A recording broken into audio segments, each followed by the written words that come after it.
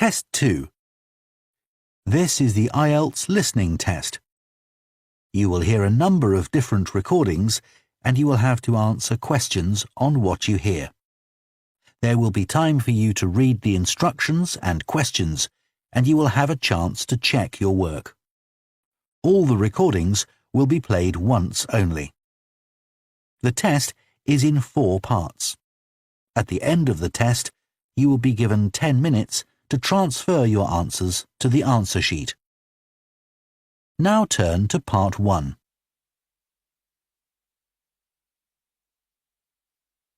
Part 1. You will hear a woman phoning a company that converts old photographs to digital format.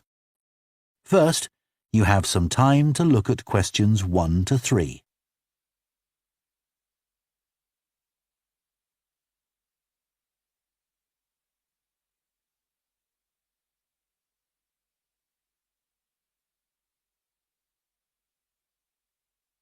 Now listen carefully and answer questions 1 to 3. Hello, Picture Rep. Can I help you? Oh, hi. I saw your advertisement about copying pictures to disk, and I'd like a bit more information about what you do. Sure. What would you like to know? Well, I've got a box full of old family photos that's been up in the attic for years.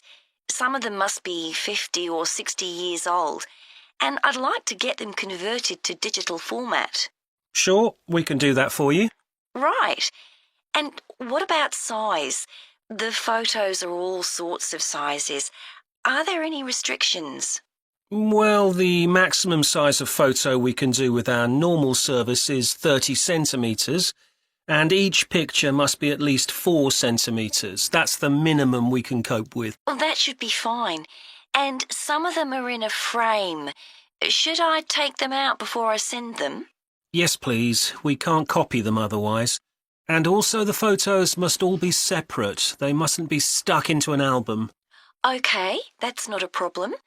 So can you give me an idea of how much this will cost? I've got about 360 photos, I think. We charge £195 for 300 to 400 photos for the basic service.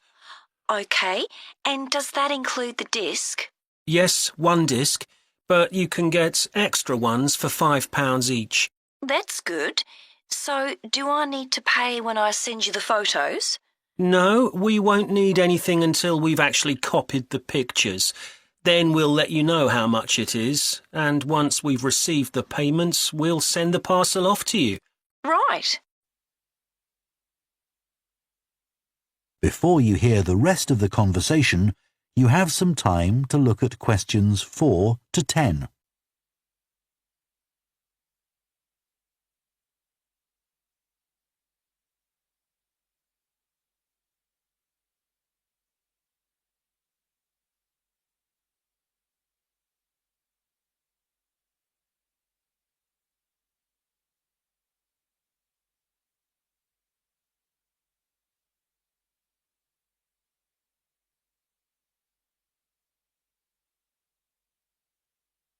Now listen and answer questions 4 to 10.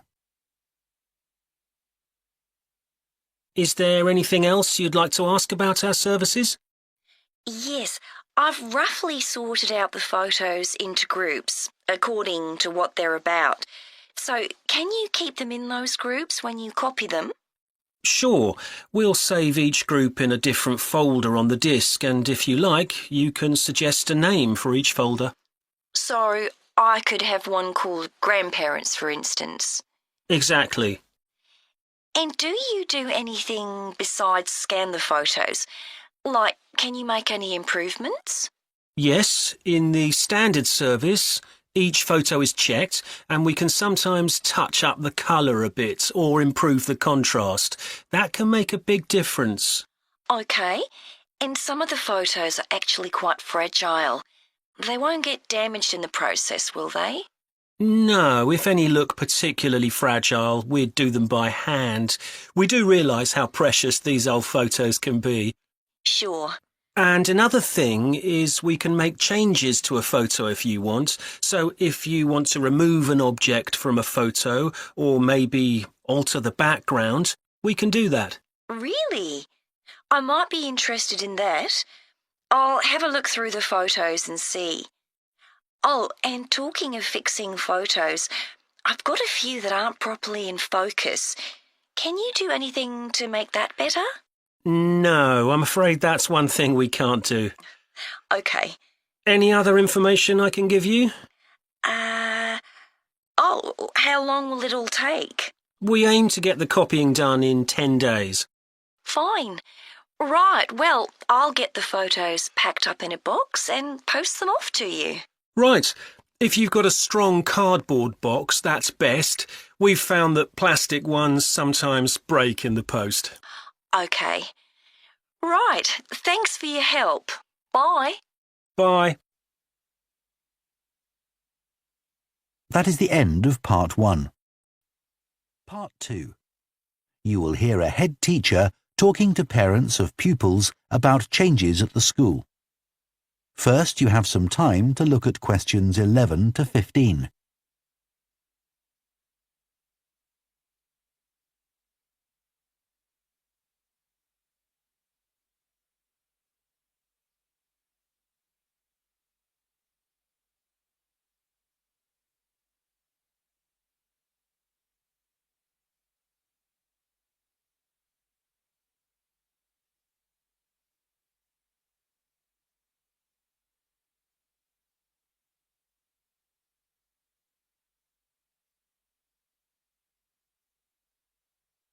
Now listen carefully and answer questions 11 to 15. Good morning, and thank you for coming here today. I'd like to bring you up to date with changes in the school that will affect your children. As you know, the school buildings date from various times, some from the 1970s, some from the last 5 years, and of course Dartfield House is over a century old. It was commissioned by a businessman, Neville Richards, and intended as his family home, but he died before it was completed. His heir chose to sell it to the local council, who turned it into offices. A later plan to convert it into a tourist information centre didn't come about through lack of money, and instead it formed the nucleus of this school when it opened 40 years ago. The school has grown as the local population has increased, and I can now give you some news about the lower school site, which is separated from the main site by a road. Planning permission has been granted for development of both sites. The lower school will move to new buildings that will be constructed on the main site.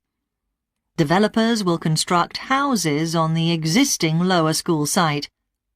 Work on the new school buildings should start within the next few months. A more imminent change concerns the catering facilities and the canteen. The canteen is always very busy throughout the lunch period. In fact, it's often full to capacity because a lot of our pupils like the food that's on offer there. But there's only one serving point, so most pupils have to wait a considerable time to be served. This is obviously unsatisfactory, as they may have hardly finished their lunch before afternoon lessons start. So, we've had a new food hall built, and this will come into use next week. It'll have several serving areas, and I'll give you more details about those in a minute. But one thing we ask you to do to help in the smooth running of the food hall is to discuss with your children each morning which type of food they want to eat that day, so they can go straight to the relevant serving point. There won't be any junk food. Everything on offer will be healthy, and there's no change to the current system of paying for lunches by topping up your child's electronic payment card online. You may be wondering what will happen to the old canteen.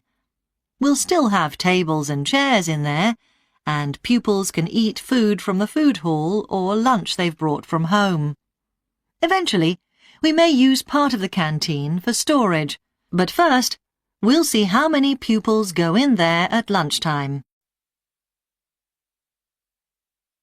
Before you hear the rest of the talk, you have some time to look at questions 16 to 20.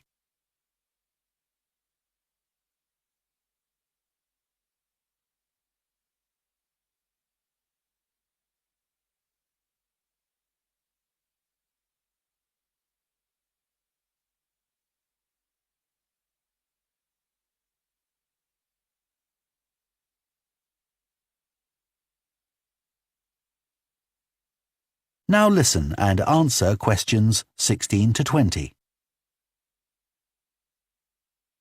OK, back to the serving points in the food hall, which will all have side dishes, desserts and drinks on sale, as well as main courses. One serving point we call World Adventures. This will serve a different country's cuisine each day. Maybe Chinese one day, and Lebanese the next.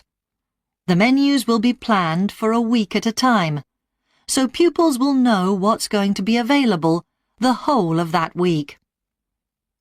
Street life is also international, with food from 3 particular cultures. We'll ask pupils to make suggestions, so perhaps sometimes there'll be food from Thailand, Ethiopia, and Mexico. And then one of them will be replaced by Jamaican food for a week or 2. The Speedy Italian serving point will cater particularly for the many pupils who don't eat meat or fish. They can be sure that all the food served there is suitable for them. There'll be plenty of variety, so they shouldn't get bored with the food. OK, that's all on the new food hall. Now, after-school lessons.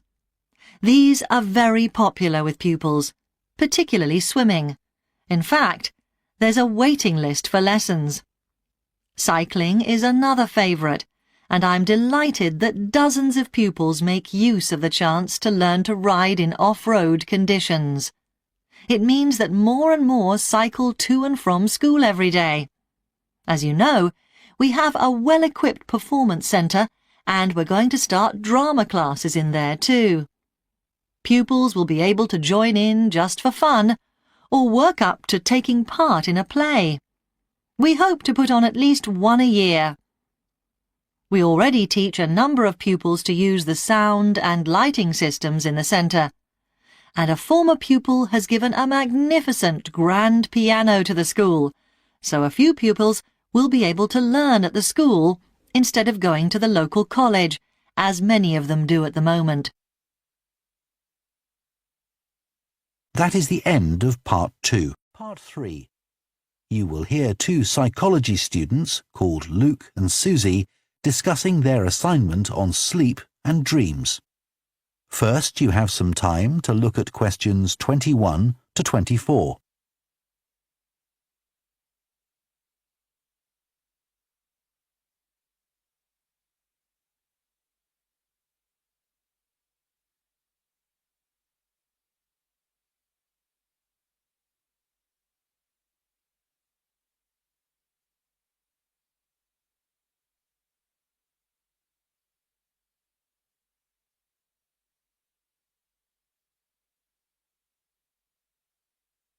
Now listen carefully and answer questions 21 to 24.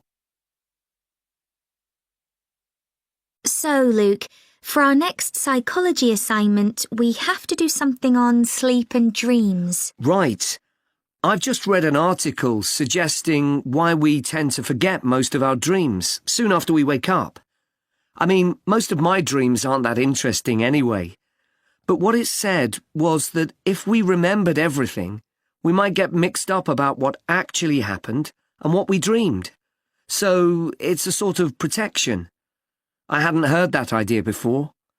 I'd always assumed that it was just that we didn't have room in our memories for all that stuff. Me too. What do you think about the idea that our dreams may predict the future? It's a belief that you get all over the world. Yeah, lots of people have a story of it happening to them. But the explanation I've read is that for each dream that comes true, we have thousands that don't, but we don't notice those. We don't even remember them. We just remember the ones where something in the real world, like a view or an action, happens to trigger a dream memory. Right. So it's just a coincidence, really. Something else I read about is what they call segmented sleeping. That's a theory that hundreds of years ago, people used to get up in the middle of the night and have a chat or something to eat, then go back to bed. So I tried it myself. Why? Well, it's meant to make you more creative. I don't know why, but I gave it up after a week. It just didn't fit in with my lifestyle. But most preschool children have a short sleep in the day, don't they? There was an experiment some students did here last term to see at what age kids should stop having naps, but they didn't really find an answer. They spent a lot of time working out the most appropriate methodology, but the results didn't seem to show any obvious patterns. Right. Anyway, let's think about our assignment. Last time I had problems with the final stage, where we had to describe and justify how successful we thought we'd been. I struggled a bit with the action plan too. I was okay with the planning, but I got marked down for the self-assessment as well. And I had big problems with the statistical stuff. That's where I really lost marks. Right. Before you hear the rest of the discussion, you have some time to look at questions 25 to 30.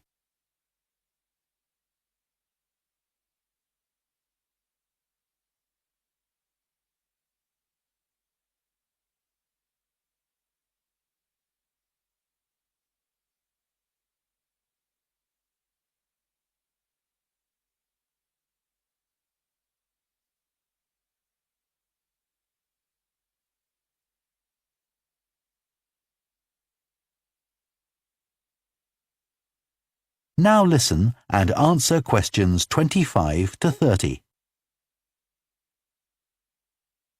So, shall we plan what we have to do for this assignment? Okay.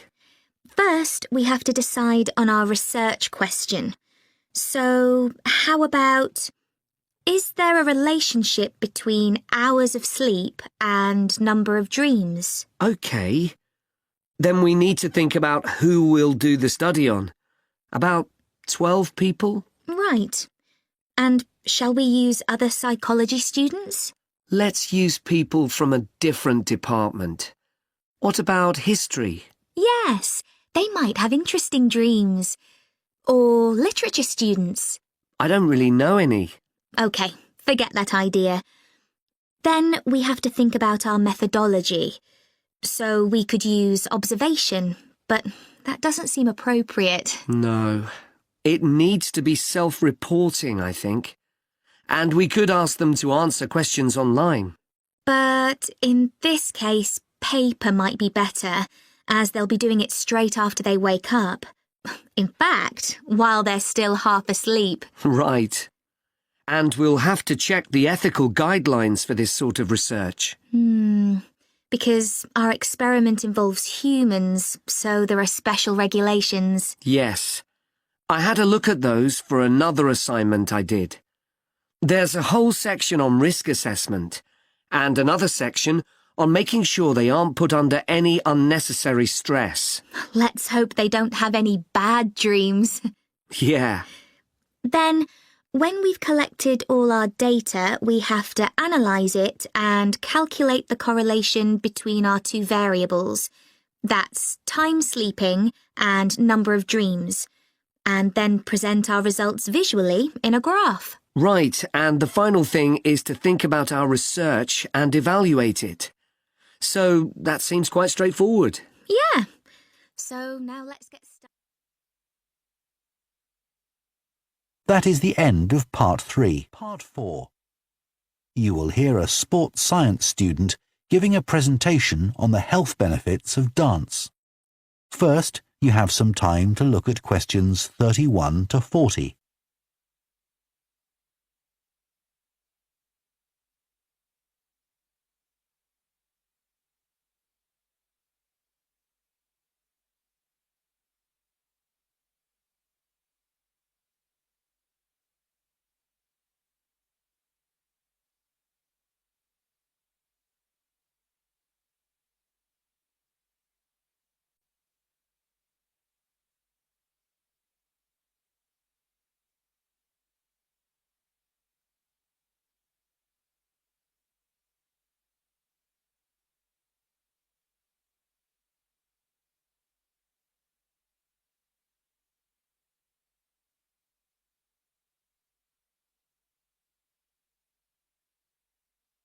Now listen carefully and answer questions 31 to 40. Dancing is something that humans do when they want to have a good time. It's a universal response to music found in all cultures. But what's only been discovered recently is that dancing not only makes us feel good, it's also extremely good for our health. Dancing, like other forms of exercise, releases hormones, such as dopamine, which make us feel relaxed and happy. And it also reduces feelings of stress or anxiety. Dancing is also a sociable activity, which is another reason it makes us feel good. One study compared people's enjoyment of dancing at home in front of a video with dancing in a group in a studio.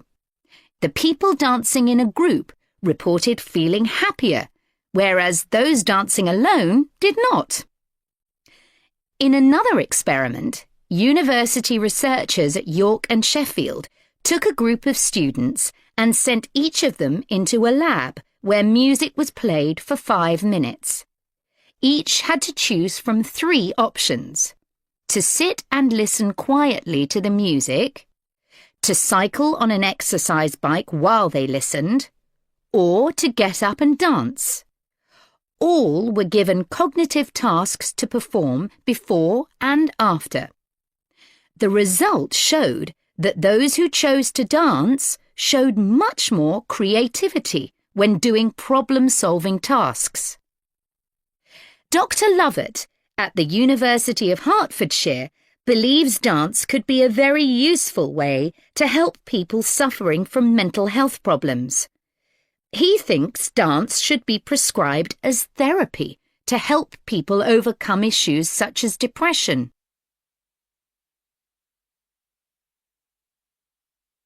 It's well established that dance is a good way of encouraging adolescent girls to take exercise. But what about older people?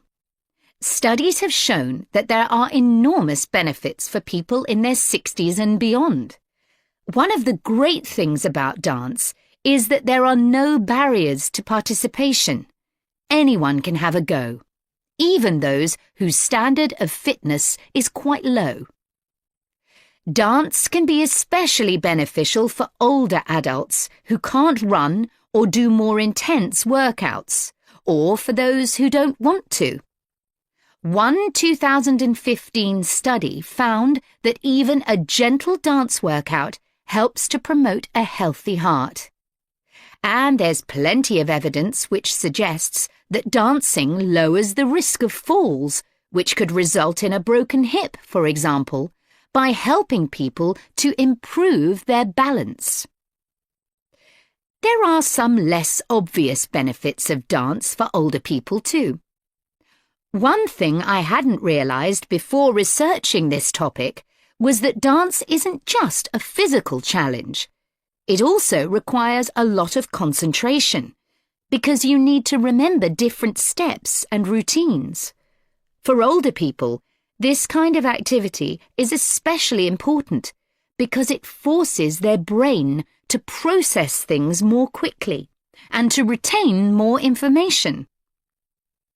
Current research also shows that dance promotes a general sense of well-being in older participants, which can last up to a week after a class.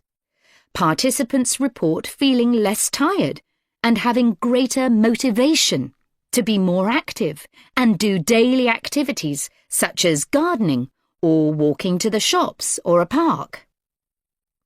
Ballroom or country dancing, both popular with older people, have to be done in groups. They require collaboration and often involve touching a dance partner, all of which encourages interaction on the dance floor. This helps to develop new relationships and can reduce older people's sense of isolation, which is a huge problem in many countries. I also looked at the benefits of Zumba. 15 million people in 180 countries now regularly take a Zumba class, an aerobic workout based on Latin American dance moves. John Porcari, a professor of exercise and sports science at the University of Wisconsin, analysed a group of women who were Zumba regulars and found that a class lasting 40 minutes burns about 370 calories. This is similar to moderately intense exercises like step aerobics or kickboxing.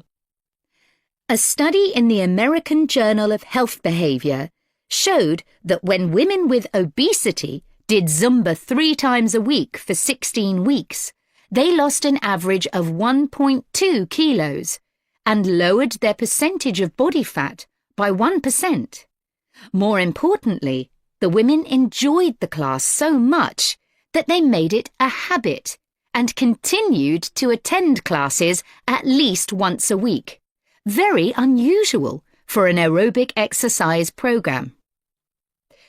Dance is never going to compete with high-intensity workouts when it comes to physical fitness gains, but its popularity is likely to keep on rising because it's such a fun way to keep fit. That is the end of part 4.